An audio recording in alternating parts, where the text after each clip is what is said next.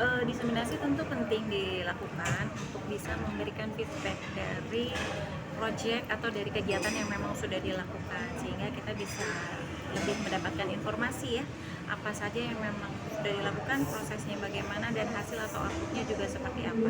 Dan ini menjadi feedback untuk pelaksana program di bawah, sehingga kalau memang ada hal-hal yang perlu diperbaiki, tentunya hal inilah yang akan menjadi PR dan juga menjadi perbaikan-perbaikan ke depan supaya programnya berjalan lebih baik. Ya, mungkin harapannya yang bisa mungkin kami sampaikan nanti, Bu. Harapannya supaya programnya tidak hanya berhenti pada saat ini saja gitu ya, tetapi juga apa yang sudah diajarkan ini bisa digetok tularkan atau diajarkan juga kepada teman-teman yang lain memang sudah mendapatkan pelatihan. Jadi lebih banyak orang yang bisa memiliki kompetensi lebih baik lagi. Ya. Bu, apakah kegiatan ini akan berlangsung apa? Oh, kalau itu saya tidak bisa menjawab, mohon maaf. Mungkin Dari Kemenkesnya sendiri, Bu. Mohon maaf, mungkin saya belum bisa menjawab terkait dengan keberlangsungan program tersebut karena sebenarnya pengampunya adalah teman-teman dari Direktorat Kesga. Jadi saya mungkin tidak bisa menjawab. Tapi akan mendukung kan, Bu? Pada prinsipnya kami terus mendukung kegiatan-kegiatan yang memang ditujukan untuk kemaslahatan umat dan juga kesehatan masyarakat ya. Memang pada pelaksanaannya tentunya ada tantangan gitu kan, yang kita coba carikan solusinya bersama. Jadi kami memang bekerjanya juga tidak sendiri, banyak didukung oleh Dinas Kesehatan Kabupaten, didukung juga oleh rumah sakit yang didampingi, puskesmas terpilih yang didampingi, kemudian ada juga akademisi lokal yang membantu secara teknikalnya gitu kan. Ya memang pekerjaannya banyak sebenarnya yang benar sekali tadi yang disampaikan oleh Ibu Marti dari Promkes Kemenkes bahwa pentahelix itu sangat diperlukan. Jadi siapapun itu punya peran, bisa berperan secara bermakna untuk berkontribusi sama-sama mengupayakan supaya kualitas pelayanan kesehatan ibu dan bayi bisa diberikan secara maksimal, sehingga juga pada ujungnya ini kan memang tadi kalau ini ujungnya ya penurunan angka kesehatan ibu, kematian ibu, penurunan angka kematian bayi yang akan sangat berat kalau hanya pemerintah melakukan sendiri. Makanya tadi juga disebut pentahelix ya, kayak kami yayasan juga bisa punya kesempatan untuk kontribusi, kemudian ada donor yang mau membantu, kemudian dari pihak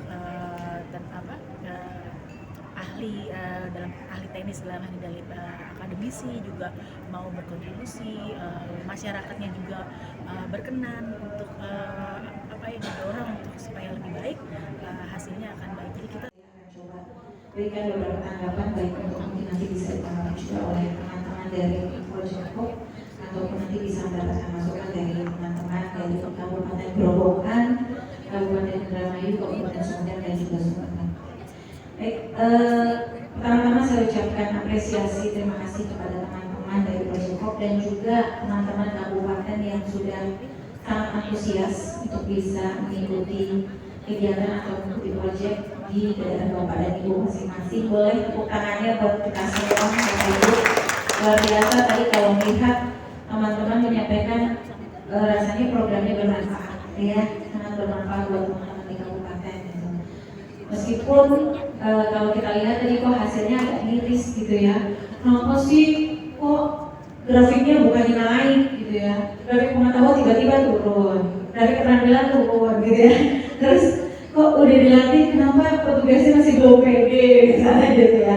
Nah mungkin ini juga jadi PR kita sama-sama, kenapa sih seperti itu, apakah memang ada hal-hal yang masih perlu diperbaiki, misalnya dalam proses pelaksanaan pelatihan, seperti apa prosesnya, apakah cara penyampaiannya, apakah modulnya, apakah materinya dan sebagainya.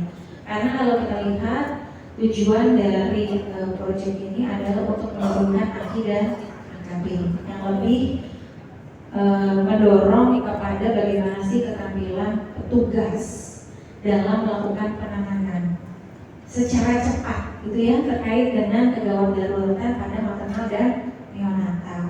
Nah sedikit mungkin ada beberapa tanggapan saya sudah bikin contekan belajar singkat Oke, bahwa memang dari paparan yang tadi disampaikan atau ditampilkan ini masih belum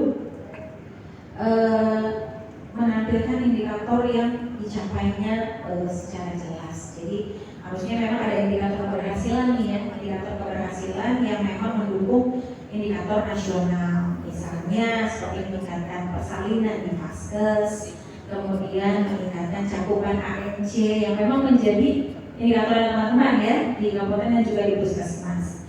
Nah kemudian kalau kita lihat bersama juga tadi evaluasi mungkin ini untuk nanti dari teman-teman lebih cenderung pada prosesnya gitu kan, prosesnya seperti apa, bukan output ataupun outcome-nya. Nah, ini nanti bisa lebih diperdalam lagi atau dipertajam apa memang nanti bisa dilihat sampai kepada output minimal gitu, atau bahkan outcome yang memang ini sudah berjalan dari 2023, 2024 dan 2025 ini terakhir tahun akhir katanya ya.